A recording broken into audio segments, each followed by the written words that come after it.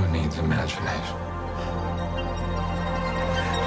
At first, I would have loved it. He had said something filthy to her. Yeah. I want to stick a ball gag in your mouth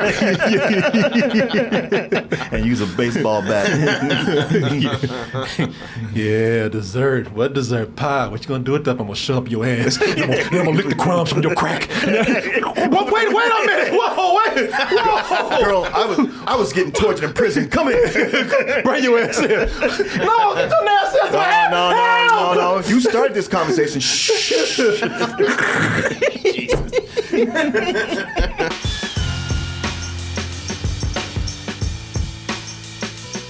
Once again, folks, we are talking about Stranger Things, and this will be, one man's leaving already. This will be a very spoilery discussion. We're going to be talking about this in detail from beginning to end, and this is for the season finale, Volume 2, Episode 8 and 9. Everybody's been watching Stranger Things since back in the day, man. This is one of the shows that really had Netflix take off like it is. When they talked about Netflix's original programming, usually people were talking about Stranger Things. It's amazing this show worked at all, which I'm sure is why it became a phenomenon, because it's such a weird mixture of several genres. We're talking about horror, sci-fi, fantasy, and anybody else trying to do this with all these moving pieces, it's all up. It'd be too much for them. It would be They'd too much. But they've been able to maintain all this time. Oh, wait a minute now, not all the time. People are saying that they had some dips here and there, and it's gone from anywhere, just like how the show's all over the place. It's gone from amazing, perfect, to, well, not as good as the last season, to downright, man, that was some bullshit. So you never know what you're going to get with any of these episodes here. They've expanded now, and we don't know, could it be that they're allowed to tell the story they want to really tell, or is it ego? Is it a big flex with this? But they are actually able to take more time and tell the stories that they want to tell, which have expanded, as we said, into movies. They've gotten so crazy with the length of these episodes. We've gone from 45 minutes to an hour, maybe a little bit over an hour. Now we're at an hour and a half to 2.5 hours. 2.5 hours. The last show, the last episode, the last movie was 2.5 hours. Much longer than the last Marvel movie I watched. Exactly. Shit, we going in the next one's gonna be some Lord of the Rings shit that's happening Exactly. with it. It is so crazy that I saw an article today, and just for a second, I believed it. I mean, it took me a lot to realize that this was a spoof. Netflix announced its final season of Stranger Things will consist of six 15-hour movies released randomly over the next decade. And I got mad. Like, now wait a minute. Now I was like, It sounds plausible enough that you don't recognize it as parody. they said they're gonna come out. Each episode is gonna be 15 hours, and they're gonna release them over the next 10 years. I was like, how the hell they gonna do that? I'll be damned. I was like, oh, okay, all right. They're kidding, but. I mean, for a second, they're going so crazy that you believe it. But let's go ahead and talk about this show. Let's stop concentrating on the length, because if a show is good enough, then it justifies its running time, right? That should be the case.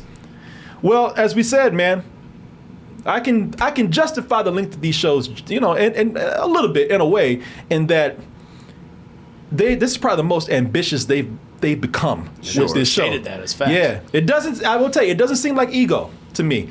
Some people get money and they just take the money and just do something just so they can just show off. I think they really did have a story to tell. Boy, them duffers had a whole lot to say. Yep. This last season right here, or this finale of this season 4. I still feel some kind of way about that, but I do believe that they actually had a story to tell. But there are a lot of characters, a lot of plot, a lot of things going on at the same time, and I'm impressed at how they were able to juggle all that, man. I mean, does it all work at all the time?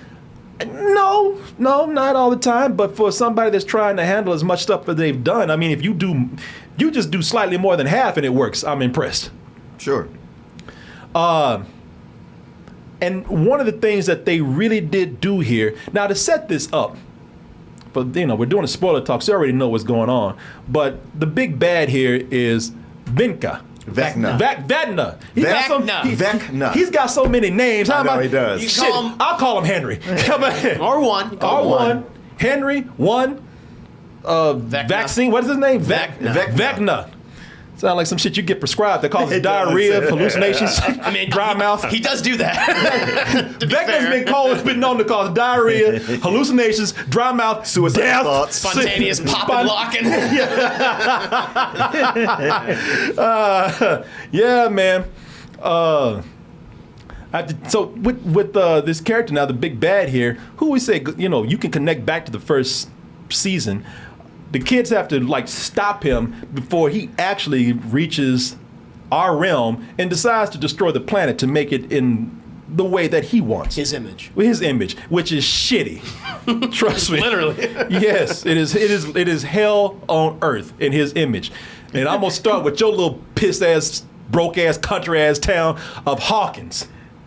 Nobody give a shit about y'all anyway. Plus, he's got all this. Why does he need Hawkins or the rest of the world? Because he already conquered that world. Greedy. That's why. Just mad. Yeah. Just pissed off. I just need something to do. Yeah. Greedy, pissed off. Shit, if I ain't happy, you don't be happy. Exactly. He's like, once you get our world, what are you going to do with it? Yeah. Oh, no. Move on to the next one. He's a predator he wants to consume. Shit, if I got to stay here, I'm bringing everybody with me. Yeah, it's a hell on earth full of demon dogs, demon dudes, and and literal bats out of hell. Yeah. And he wants to bring it to you. The Grubhub of hell. So of course it's up to the Stranger Things kids to stop him from reaching over. And they've had a lot of experience. So being that this is something where they finally are facing off with who's been revealed to be the big bad of the series, I tell you the climax is great here. I believe that everyone was in danger. There's one thing that happened here because they already said that there's going to be somebody that has to be sacrificed. Stakes got to be high. Somebody's going to die. The character of Max is the one that's going to be the bait for Howard. I ain't going to even try to say his other name. What's Henry. Henry. You can't even get the other names right. Wow. One. Yeah, Just call him one. Yeah, go back to Vecna. Yeah. Vecna, is that it? Yeah. Vecna. Damn, I got that dip of Howard in it. Howard, Henry. I'm like a black mama. Harry, Howard, whatever the hell your name is. Take that shit back on over there. Just call him the monster. Yeah, Just the monster. Vecna. No, the bait for Vecna has been Max. And man, I tell you, when they got to that part where Vecna was telling everybody, y'all lost. Yeah. Y'all get this shit up now. Y'all lost. I knew everything was going to be all right, but they showed you how close they got to actually failing because once. And we already saw when the Vecna came out and started killing some of his victims, the first thing that happens, the first sign of it, as we said, is somehow you start getting that popping and locking going, boy. Right. Yeah, but not in your joints, though. No, in the middle of the bones. Yeah.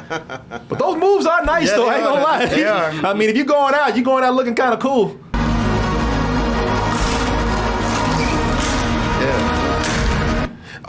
Wow, I mean, first of all, they show that in the first episode to show you just how violent this creature is, how dangerous this creature is, how ruthless this creature is, man. So when you see that in the beginning, I have to tell you, like I think that the pacing and the editing was done very well. When they showed all those characters who were like not just Max, but everybody at the point of losing, I thought, shit. I mean, I know they got to get out of this somehow, but I don't know how. It looked like everybody was done. And that's not the only time where they do that well. They do it even extraordinarily well later on in the episode. I'm very impressed with the editing in this. Because they have to balance all these different stories and all these different scenarios. And I think for the most part, they succeeded in spades. Well, what they did was they gave you just enough to know, like, all right, this creature ain't around. No. The other thing is that they gave you just enough loss to make you feel like everything could go at any moment. I mean, it got to a point where I was like, well, maybe this season, because they'll probably have another season, maybe this season will end where they all lose. Maybe this will be the Empire Strikes Back of Stranger Things. Kind of is. And even when they won, even after they won, the creature said, "No, you know what? I still get the last word." There were like a lot of great oh shit moments in here because everybody was saved, everything was good, everybody thought we had it, and that fool said, "I got one more trick," and he still destroyed Hawkins. That creature Vecna had one last Yeah. It was a big one. It's like a Batman villain where you caught him, but he already set bombs throughout the city. My ace in the hole. Yeah. Yep. Yeah, that was a what's in the box moment right there, where it was like, hey, you know, he did get the last laugh in a way, which will be going on to another season, so they set him up to be back. But I thought that this was pretty cool because, as I said, man, you know, stakes were high, very high, and even though, you know, people would win, the heroes would win, it was not done without a lot of sacrifice, and I thought that was pretty cool, man, that they did that here.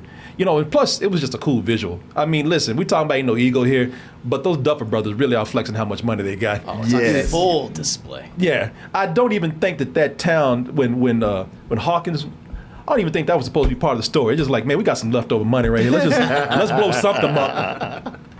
They're doing visuals in the climax that really do. Listen, we say that they're the length of movies, but they really do rival movies in a way. Like that whole scene where they are battling Vecna and I love that scene. and he's looking like Ghost Rider or something. That's my favorite sequence this season. That was beautiful. The use of the music and the slow mo and the cutting and the editing between the characters, perfect. Yeah, I thought that was brilliant.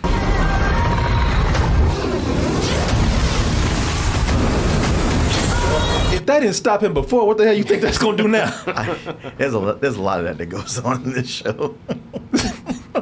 Yeah, I mean, I do have some small observations like you. Why do you hate about it? What do you two guys hate about this? I didn't say two any hate. episodes? I didn't say anything about hate. Who said hate? Yeah. You said hate.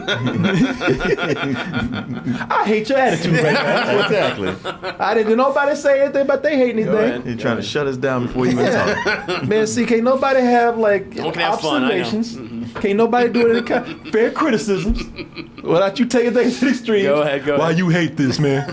Why you hate these kids trying to save the planet? I thought that they handled the kids, man, pretty well. You know, for one thing, because these kids are starting to like goddamn adults now. Yeah. I mean, shit. You put Finn Wolfhard look like you put a mustache on that kid. He like a Jewish man or something. Yeah. Little Jewish man, looking like Weird Al Yankovic right here. Yeah. They're not little kids anymore, but I think that they did age them up well. I don't know how much time we're supposed to look at passing between the last series or the last season. They're supposed to be in high school. Okay, so I didn't think that was too bad. I think, I just thought that it was pretty cool that they weren't trying to play them like small high school students anymore. From the last, volume 1 of this season. Come on, they've grown up so much. There's no way they could get away with that. No, not at all. But they did that well. Where they showed them, now they're starting to split apart. Lucas, the black kid, he's gone on to like trying to be cool. He's playing basketball now. Some of the kids are starting to wonder, should we still be doing this Dungeons and Dragons stuff? They're having to think about relationships. Are they going to be moving away from each other? Even some of the older kids are wondering, we had a romance, we had a thing going, is that going to last too long?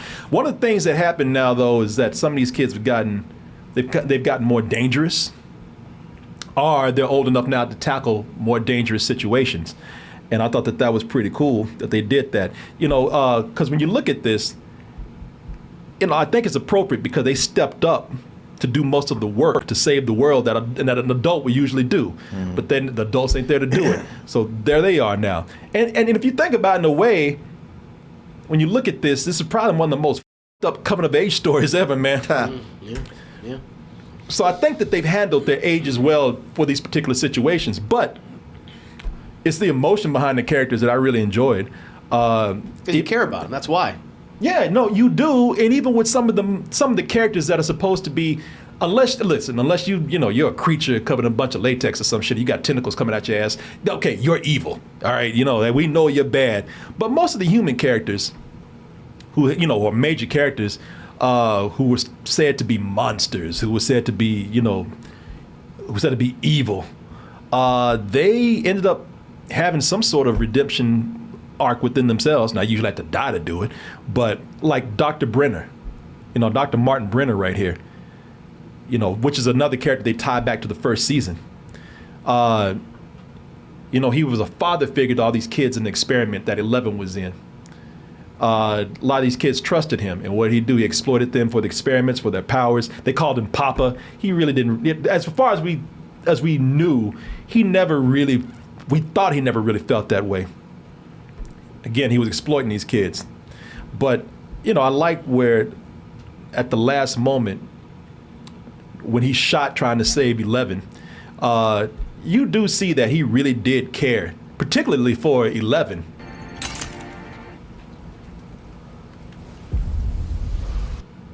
So right there, he had released her from that collar, but that power inhibitor collar. Yeah, the power inhibiting collar. But once that he put on her. Once he did that, he showed that. I did that not because I want you to go after these motherfuckers that got me or anything. I did it because I really do care for you. Now that I have nothing over you, and they say Brenner's still alive, but for all intents and purposes, dying right. He's like, I got nothing over you, and I want you to know that I really, really, in my time of dying, if I'm gonna, let me stop being an asshole and admit to you at least one time in my life that I got some good and I really did care for you.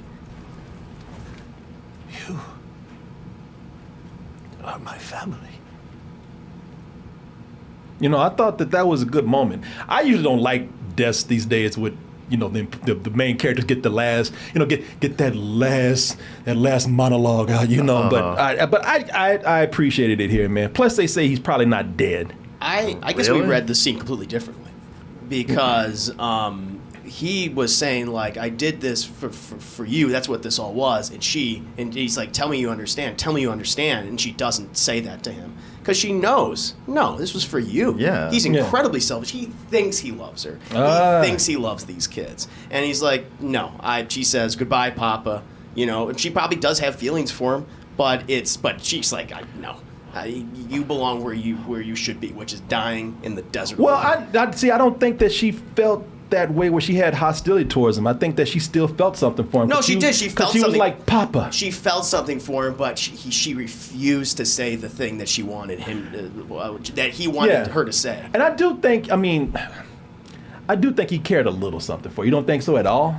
I felt like I feel like he thinks he cares, but it's not true love. His ability to care is limited. Yes, it doesn't reach a level that any of us would actually think of as caring, because his bigger agenda was exploiting those kids. Yeah, I was getting frustrated with how much people kept trusting him, and he would betray them, and then talk a line of bullshit, and they go, okay, well, I guess I can trust you again, and it was just wash, rinse, repeat, and I was like, can we get this character off the board? Because I'm about to tear my hair out. Oh, don't get me wrong. I don't think this character is a good person at all. I don't think. No, I think he deserved to die. And well, I don't think they need to bring this character back. No, I was more frustrated with how everybody was reacting to him. Like they kept coming back and trusting him. I was like, the f- y'all doing? No, and I was glad he was gone. Yeah. I just felt like it was something complicated there. I'm not really, because I don't want anybody to think I'm justifying this character and saying, oh, he was such a sweet man, he didn't deserve to go, No, I think there's a complicated thing here where I do think that he is a controlling person. I do think there's a slight bit of just slight Stockholm Syndrome on 11's side. Oh, absolutely. 100%. 100%. Not even slight. Yeah. And when I say that, when I say that they cared for each other, I think they really did in their own twisted way. She didn't know any better. Yeah, no. I mean, that's all she knew was him. Yeah, exactly. Exactly. I just loved it because it showed her character growth, so she can finally go goodbye. And she walked away to her true fan. Okay, let me just say this. I think that she cared for him. I agree. I think that he feels like he cared for her, and I think that's a part of him wanting to be good. And I think that she cared for him, but I still think at the end she said. That's what I loved about that scene so much. I don't think that she cared that he died. I don't think she's gonna be like. I think that she's actually glad he's gone. Yeah, 100%. But I think there's a part of her that's kind of sad too, because that's all she knew. Sure. And she thought like, maybe during that time that you did come across as caring for me, maybe some of that was real. I don't know. I'll never know. But yeah. Anyway, that's what makes that scene interesting and so compelling. Yeah. And Matthew Modine's performance, I loved how they even brought him back in the first episode for part 1 in the flashback. I thought he was great across the season. Really No, liked he his was. performance. He was. Please don't bring him back though. Yeah. No, he's perfectly. It's good. Yeah, you can edit here. Yeah. You don't need to bring him back. His arc is done. Yeah, I don't need him coming back. I don't He's need coming back. I don't need no ghost image of him coming back. I don't need no monster version of him coming back. He'll be in a goddamn wheelchair, and be like a Captain Pike from Star Trek, Right. the whole time. Yeah, I don't need no big tentacle rubber man coming back with that vest and tie on and shit. In this part, I think they did the Russian parts very well because everything you're talking about, I loved, man. That could have been a separate show, and I would have enjoyed that. You know, Murray and Joyce together. Yeah, I love it. It's kung fu fighting. Yeah, It's man. You karate. know, it was again. This wasn't. You know, we weren't going back and forth as much, and I felt like it wasn't as meaningless when some of those scenes.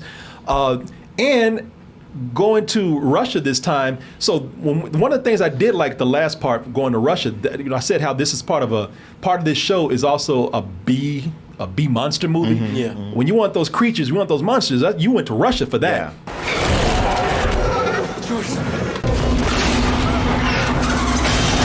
There was so many times I looked at that monster and I said, man, just chill, man. What the matter? He's hungry. Man, what are you so angry about, man? You know, again, I thought, you know, the whole thing between Joyce and Murray worked. Murray was kind of getting on my nerves for a little while, but Murray. Was he? Yeah, for a moment, because I thought Murray was a little bit, I thought he was extra, man. Thought he was a little bit over the top. But he's always been extra. He's extra, but he consistently talks sense. He's throughout common the sense. sentence. No, You're right. but I'm just saying at the beginning, and that's I'm talking about the beginning of Volume 1. Okay. After a while, I was like, I'm starting to like him, man.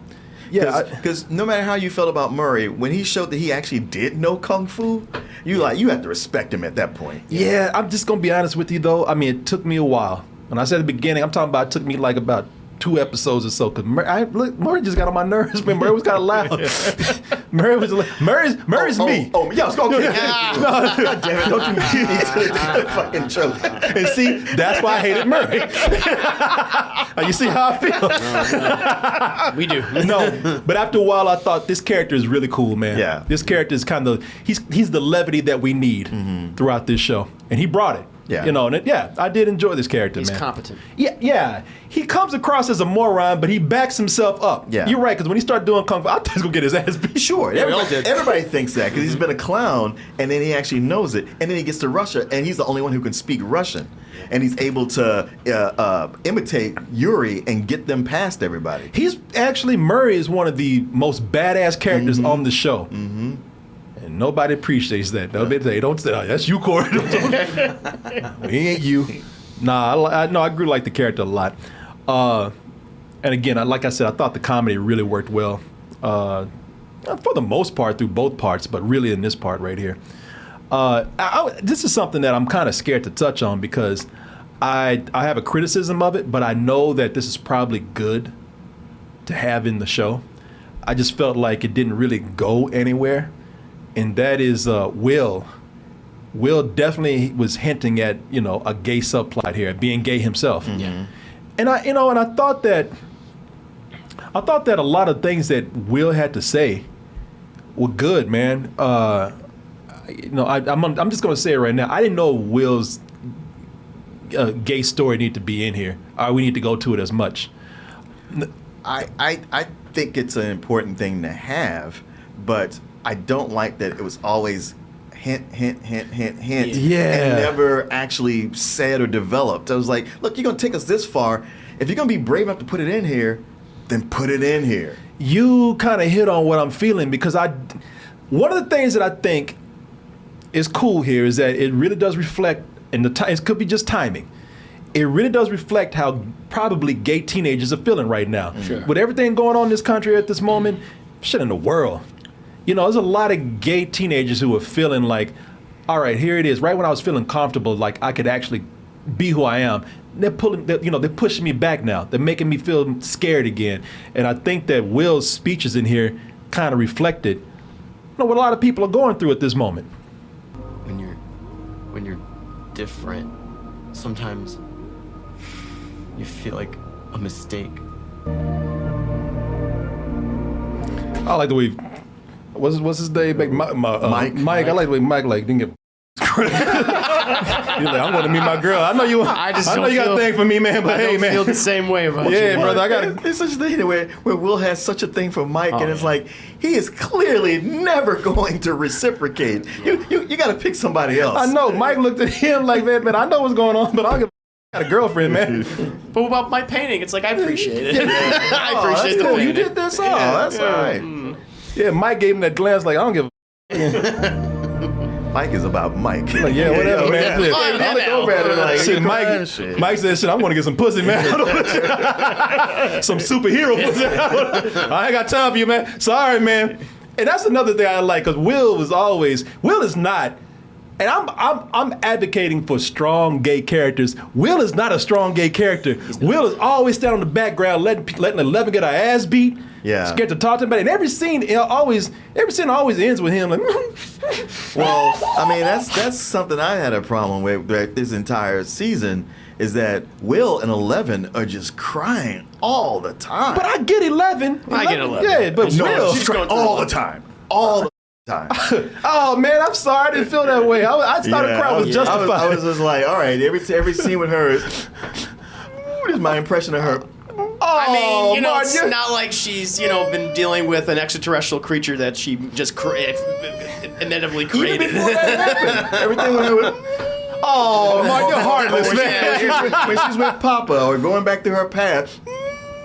Oh, Mark. Like, all right, enough Damn. already. Leave that girl alone. Yeah, she's going through a lot.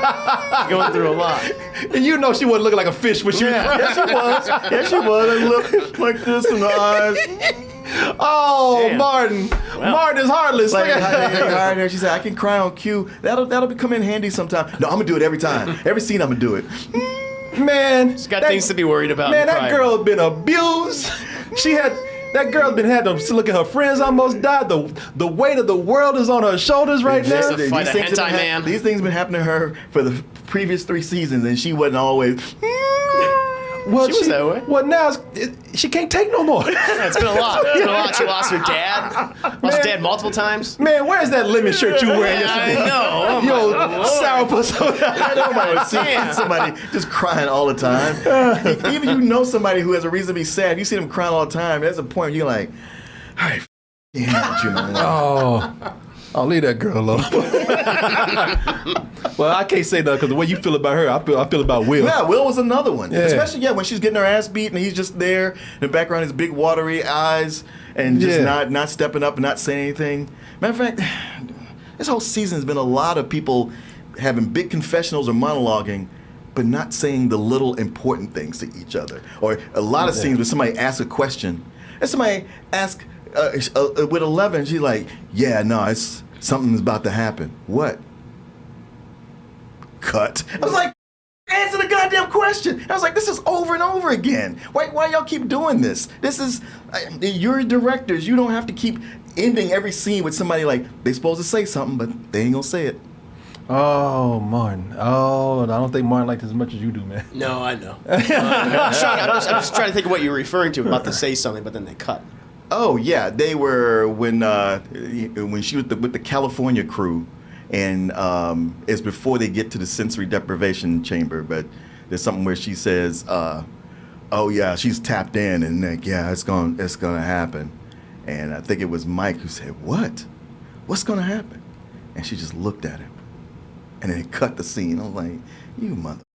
Dramatic tension. Yes. Yeah, dramatic tension my dramatic ass. tension. And like, answer Cliffhanger. the There's a fucking lot. question. But they did it so much. I was like, I'm getting done with this. I can tell you what happened. I can tell you exactly what happened with this. She was quiet. She had a pause because he's like, how can I explain this to him? This is very complicated. And then they cut because they knew people like you would want no more exposition. See, they're trying to do We already something for saw you, it. We man. already saw it. They're trying to do something for you, and you don't even appreciate it. Well, like I said, I'm with you on the crying for Will. God damn, that hand must be so Soggy. that hand must be so soggy and full of snot. Cause every time he don't got no tissue up, but every time something happens, I was like, God damn, man. You know how I know he does it all the time because nobody reacts to it. Everybody, his brother, everybody just tired of him. Yeah, that's what Mike was like. Look like Mike was about to say something like, oh shit, here goes this motherfucker crying again. Oh hell. Yeah, let me just put my head down. I will say I feel like, other than the bully stuff, which I thought was the weakest element of this season, because I wish they would stop doing that.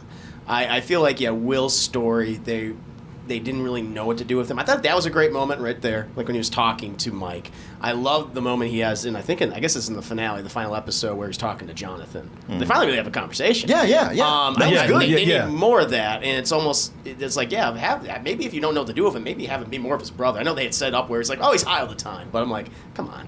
Yeah. That was something they could have done with Will's character. And more. I'm gonna tell you something, man. I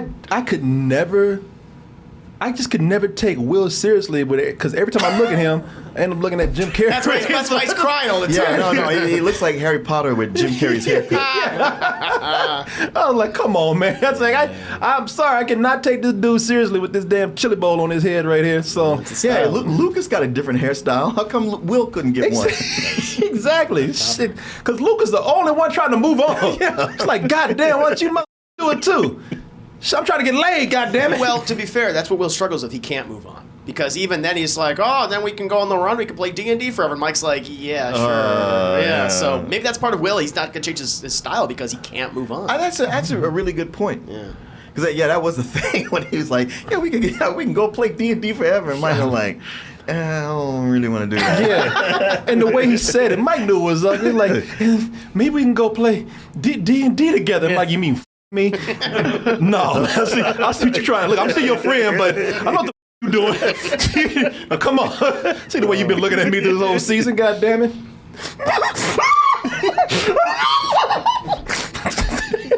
You set him off, Corey. Look what you did.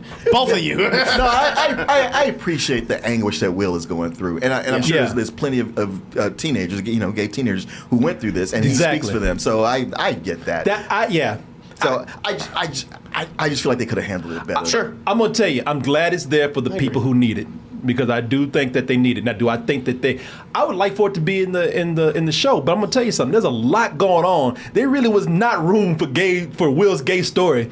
They could have handled it. They could have made room for it. They have a lot of stuff in here that they dragged out and it was filler. And I was like, some of that could have been Will's story. My problem is that they didn't write it well for the time it was allotted. If you had written it because you didn't get, this needs more time. It does. And you didn't, if you had written it to where, okay, we can do this without so much weight to it, and maybe that another season, which is coming back, we can explore this more. Mm-hmm. But at this moment, I don't think that they put it together well. It felt rushed. It felt like you said, it felt something that they just kind of, it felt like they just almost like they wanted to pander to the gay people out there, which I'm sure you had that in the best intentions though. But again, I don't think it was written well.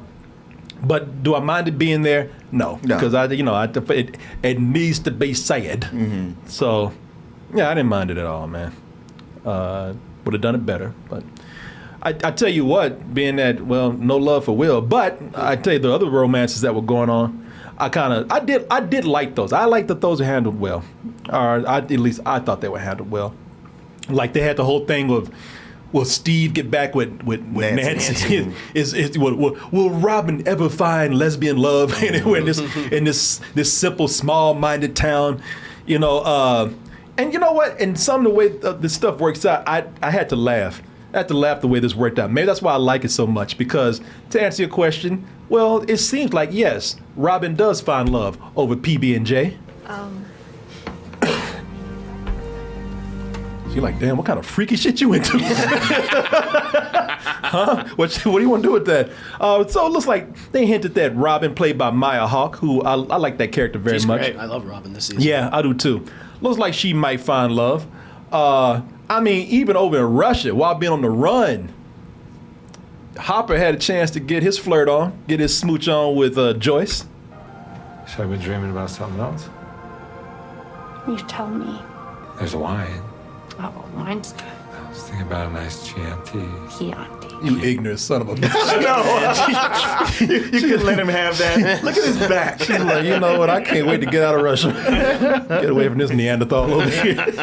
When David Harbour lost that weight, he wants everybody to know. he does. He looks good. Well, I know, showing off the abs. Hey, but he does look good. Yeah, I mean, yeah, good for yeah. him, man. Tea, right. And then there's dessert. I gotta have dessert. Gotta have dessert. And after that, Who needs imagination? At first, I would have loved it. He had said something filthy to her. Yeah. I want to stick a ball gag in your mouth and use a baseball bat. Yeah, dessert. What dessert? Pie. What you gonna do with that? I'm gonna shove up your ass. I'm gonna lick the crumbs from your crack. Wait a minute. Whoa, wait. Whoa. Girl, I was getting tortured in prison. Come here. Bring your ass here.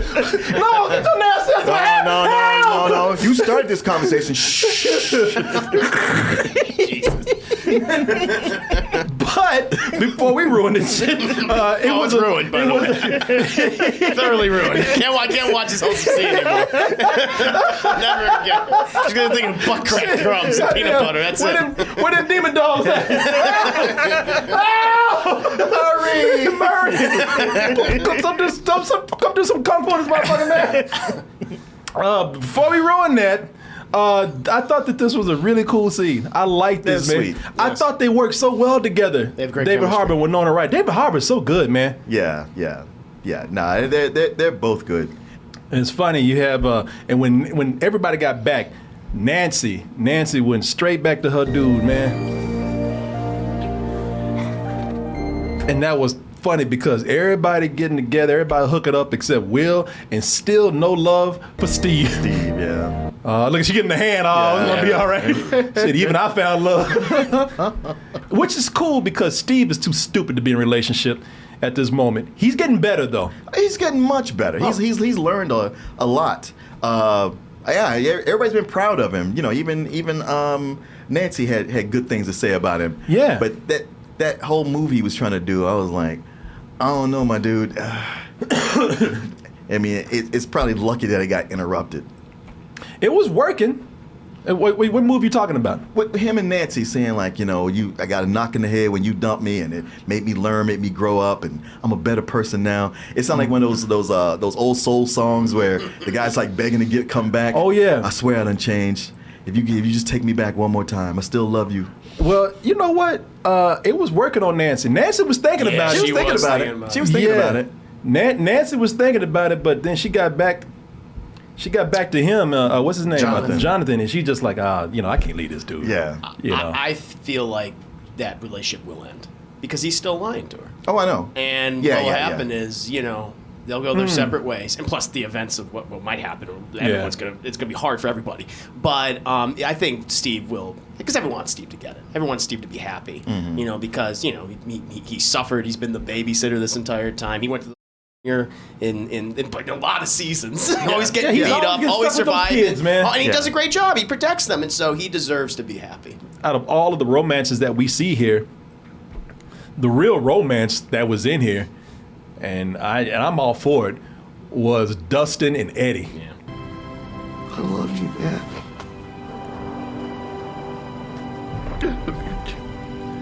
Man, they are they are they are lovers in this show. Now maybe it's not, you know, Brotherly love. No, no. It's a lot of hero worship. Yeah, no, you talking brotherly love. I'm talking about they ain't gonna do it. They ain't gonna hint at it except for what they already did. But this is straight up gay love right here. Never change. Dustin. They couldn't keep their hands off each other through this show, man. That like, if you ask me who the cutest couple is in this show, it's Eddie and Dustin, man.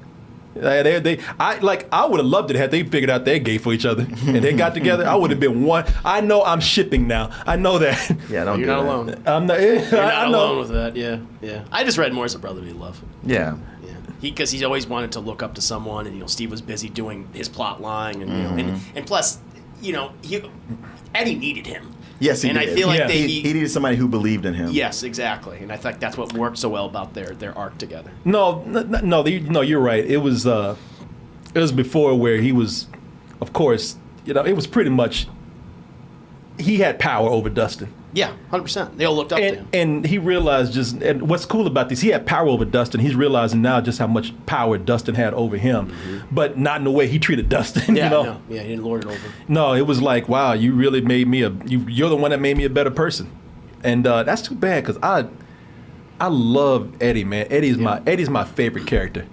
I love Eddie so much that I knew that somebody was going to die. They already been hinting at that. They already been saying it. It made me feel like a piece of shit when I saw this because I wanted Eddie to live so much that when I saw another character dying, when Max was dying, I was like, oh, good. I hope it's her because I want Eddie to live. I mean, chances are if Max dies, Eddie's still gonna be alive, man. Yeah. I love Eddie so much, man. There was a moment I thought that we would have hope for Eddie because everybody was surviving, the most dangerous parts. But some told me, I was like, man, Eddie's changed so much. And Eddie, he even said, like, he ran from so many things. I said, this is going to be his dying is going to be his redemption arc. There's no other way around it. You can actually know that he was going to die back when Steve said, you guys, don't be a hero. Don't be heroes. Man, I didn't even see that. I didn't even think about that. Yeah. No, so much of this is telegraphed. So it's the don't be a hero. And hey, we're not heroes. And then later it's like, all right, now you're going to be the hero you just said you weren't going to be, man. I knew it then.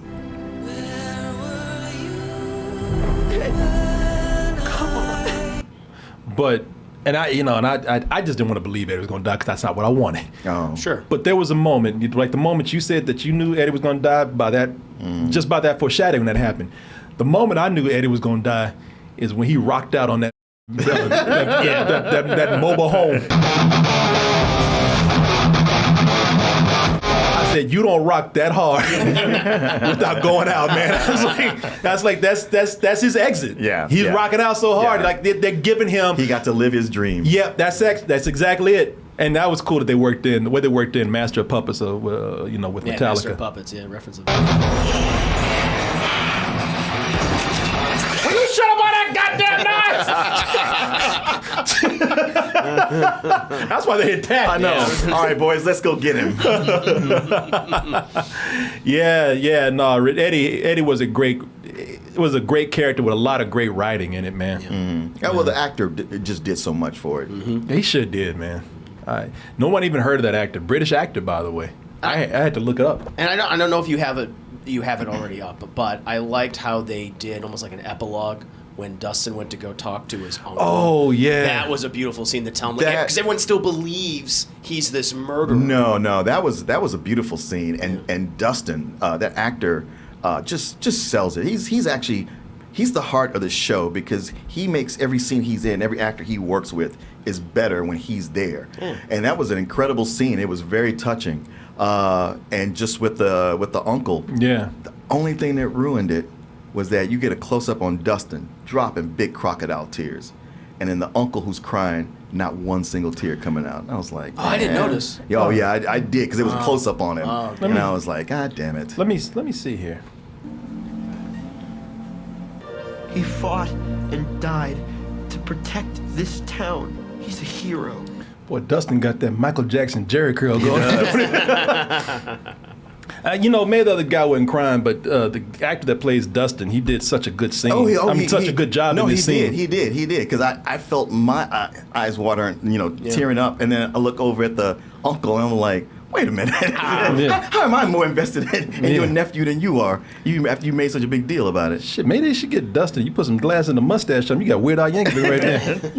Imagine a town that hates you so much that not only they think that you killed a bunch of people in that town, but you raised the gates of hell after you did it. And like that one dude who was the dad that was like, can you believe this shit? and that dad is usually a dope, but he was right about that. Yeah. I'm torn because Henry does so much. Henry Vecna. He man, god damn boy, he loves to hear himself talk. He does a whole. when we hitting another monologue scene, I was like, God, don't do this again. Boy, I don't even want to know your origin. He does some monologue, and don't ask that mother for a cup of water because he'll give you the origin of H2O and shit. You know, I mean, okay, so normally I wouldn't like it because Vecna loves to hear himself talk, man, and he's usually in the form of long monologuing, in the form of long exposition. I became an explorer, a realm unspoiled by men. He trying to leave. He's like, yeah, I heard all this. Oh, not this again. He's like, hey, where you going? He's like, oh, hey, man, I heard this shit already. I don't hate this part is because, and you guys were talking about this already, where you get a glimpse of the Upside Down before His influence. before he changed it into his image. You know, it was all yellow and and full primordial. full of just creatures before he went in and made it all red and crazy looking. Yeah. No, I guess we just feel the complete opposite of this. I love the Vecna character. I think he's fascinating. I loved how exposition, sure, but the way in which he explained it, plus the modulation for his voice and the actor they have playing him, I think he's, of all the creatures of all the past seasons that they've had, he's been the most interesting. Yeah, he's been one of my absolute favorite parts in the sea, and how they explain he's been behind everything, and how we thought the Mind Flayer was the big bad, that was the person that was controlling Vecna. I was like, no, it's the opposite. He created the Mind Flayer via that energy, that organism that was in the sky. I was like, oh, this all makes sense now, and why this was why it was attacking Hawkins for so long, because of him. Yeah. Because he was so resentful towards those people and towards 11. It's like, oh. Okay. Yeah, I absolutely loved his character. To me, Vecna is going to be. I mean, we'll see how he's because he's alive. By they f up, but he's alive by the events of this season. But if they handle him right in season 5, I think he'll be just as iconic as something like a Pennywise or a Freddy Krueger or a Pinhead from Hellraiser. He's. I felt like he did a fantastic job. I agree with that. There's a lot of times people try to connect, earlier stories, and I don't know if this was completely planned out. I don't know either. But the way they did connect it in the ways that you mentioned, I thought that's pretty cool. You can go back and watch. Now you can go back and watch some of the earlier episodes with a whole different frame of mind. I completely feel the complete opposite. I find this character boring. And so much of what he does is retconning. You can go back and watch those earlier seasons, and there's so much in this season that contradicts things they've done before. Okay. I probably have to do that. Yeah. There's a lot. Well, hey, now that I don't remember those things, that's pretty cool. Yeah. No, it's Vecna all along. Just go. I like the character, man. I don't know if he'll be as iconic as you say, Chris, but I do like the character a lot. I say he's the potential to be. Okay. Yeah, I can see that. No, I do. I do like the character a lot. I'm only curious as to, okay, what happened to your nose? Burned off. How? He's already there. He's walking around with a nose now. I mean, he used so much power that it burned off his nose. It just seems like with this season, they're making these characters dumber or forget what happened before just to push the plot where they want to. And I just find so much of the writing of the dialogue to be trite, if not just bad at times. I agree. I think there's a lot of cheesy dialogue in this. A lot of it where I'm predicting the next word they're going to say so often. I'll tell you what I did have a problem with. I mean, I can see what you're saying, with some of the things you're talking about, because there are some inconsistent things within. Maybe I'm looking at this wrong. You could probably explain this to me. Don't make no bullshit, though. No, but you could probably explain this to me, because I remember looking at this and I asked a question immediately after. So, at first, it seems like the Demogorgon is it looks like it's it is bulletproof. Like, stop doing that. I got the drop on your ass. But okay, right there. I mean, a hell of bullets. Yeah. Not even phasing it. But then Hopper goes into a room where one's on a table, and he's just got a little pistol. Dead. I was like, so how does that work? Shot it from the inside of its mouth. Is that what it is? Yeah. Because all those other guys were I'm sure one went inside of his mouth. Yeah, it's a lot of stuff for convenience. Well, if it's such a tough exterior and bullets can't stop it, how does a sword stop it? Depends how you hit it. Come on now. I don't know. Wait, where did Hopper get his sword training from? Well, come on, man. He don't need no sword. No, actually, you do. Hellboy. Yeah, He was in Hellboy. He did the Hellboy reboot. No. You watch movies and they make it seem like, oh, anybody can pick up a sword and start swinging it. But you actually do need training to work one of those well. I just don't think they wanted to fit in the whole training montage of him learning how to use a sword and the Soviet gulag. I don't know if I need you know why? training You know for why him. they had the sword in there? Because it looks cool. Yeah. You're like, where did this sword come from? I don't They mind that. established that, listen, not that they use swords in Vietnam, but he is a soldier, he's a warrior, and it's like, okay, let's just go with it. I mean, I'm not gonna hold them to it like, okay, Yeah, they're using I'm a not- sword. I've seen movies where people didn't have swords. So I'm anytime not- someone uses a gun or a sword in a movie, we're like, I need to have an extensive background to make sure that they know how to use these Okay. weapons. All right. See, when and I get it. When you like something, you let things slide. It's cool. I gotta agree with Chris on that. But I don't think we need sword training to know that he can chop off that dude's head. We see a lot of movies where people do Yes, things we do. where they don't have training for it. We've seen people pick up guns in movies and everything. Yeah, I don't. Yeah, come on, brother, you can let that one go. No, man, he had form and everything. If he was clumsy with it and still managed to do it, I'd be like, hey, right on, go for it. But he had proper form with what he was doing. Something that I thought kind of got silly after a while. The damn basketball gang.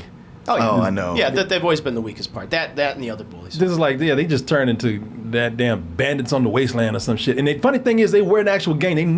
What made it funny to me, they never took those jackets off. Right. They had them for days. And the reason why is because they wanted you to recognize, like, that Yes. was, Yep. that they're the bad guys. Immediately when you see that big ass H and all that green, you know that the enemy is there. And plus, they just felt like something, they didn't feel like real characters, man. They weren't really fleshed out. No. It was something that you just needed for another opposing force. Another human threat. Yeah, Other than the exactly. military. I do love how he. Man, well, that's another thing. I like how he died, but that's the thing about that character. Like once they were done with him, that he was such a non-character really that they just threw his ass away.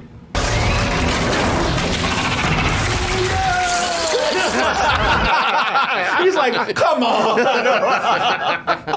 That was cool. Damn you, D&D. Warn me, I could have got up. Well, the only thing is, this dude, he's seen crazy stuff happen. He's seen people floating. He's seen like the hellish forces at work, and he's still going around like, oh, but that damn Dungeons and Dragons though. I'm like, come on, man. Yeah. Like this character is not well written. Do we need another season? I mean, yes, now we do because they set it up. But they really did wrap up a lot here. They wrapped up everything. People got closure. There was tragedy. There was loss. There was happiness. I really did love the scene when Hopper and Eleven reunited. That was great. Yeah, I mean, this, in a way, a scene like this shows like, man, we didn't really need another season, with everything that we saw here. We could end things. We can end things here very well. Your hair. Your hair. And see, this is showing how much good stuff there is in this show. Like, for all the cheesy dialogue and some of the actors and some of the characters that we didn't need, man, they had some really great emotional scenes in here. Yeah, they did. Toward the end, they really did. Yeah, and I just thought, man, there was so much goodness in the emotions, especially towards the end. That, man, do we really need another season? I don't think so, man. Yes. You think so? Well, one, Vecna's not dead, but the thing about that cliffhanger ending I like so much is that, okay, now it's war. And I'm hoping that they said they're going to do a time skip, which I imagine that's going to mean so much of the Upside Down is going into our new world. And people are saying that, okay, is this going to go post-apocalyptic? My thing that I'd be excited about if, like, okay, yes, we've done the Stephen King thing, we've done the John Carpenter, the Wes Craven, all that stuff that you're so familiar with, Steven Spielberg, but now it's a war movie. It's a war series, and now it's a totally different environment that they have to live in to finally defeat this guy. I think that would be really interesting. Now, I'm not saying that they're going to do that. I was annoyed to no end that 11 didn't just finish off Vecna when she comes to you like, you touch her again, I'll kill you. I'm like, the fuck, just if you can do it, just do it. What are we doing? I was like, okay, this was. You remember how you felt when Obi-Wan left Darth Vader?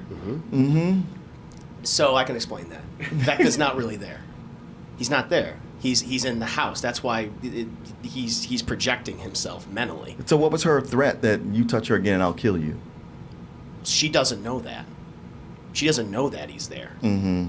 And that he's actually in the house, and he's just trying to keep Max protected. He's trying to the whole plan is to distract Vecna in order to kill him. Right. So he doesn't know right. what's going on. He doesn't know that they know where they're going to the Upside Down to go to him to kill him. That's why they have Eddie and Dustin doing their thing, and they use Max as the bait. So he's like, "Ooh, good! I can kill this girl, so I can open my portal." And so he doesn't realize that. Right. So that's why it is. Right. And, I they got didn't the even point. realize 11 was getting involved. So and she didn't realize any of this No. because the She whole just- time she I was just like, knows he's back. Because I was like, man, 11, you keep bullshitting. Stop crying and just take care of business. What the? All right. So goddamn. so like that's when he dissolves like in his little hell dimension that he created, like right there. Like he's not really actually there. That's a projection. But 11 doesn't know that. All right, I'll take your explanation. There's one time. If the chat, You don't want to, Because I still think I'm right, but all right. unless the chat knows, unless All I right. misread the scene. Don't talk shit about Obi-Wan.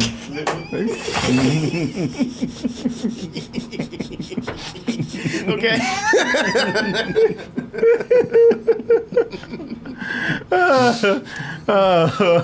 Some bullshit. Obi-Wan. What's that? I'm sorry. Yeah. This is Martin and Chris right now. Now who you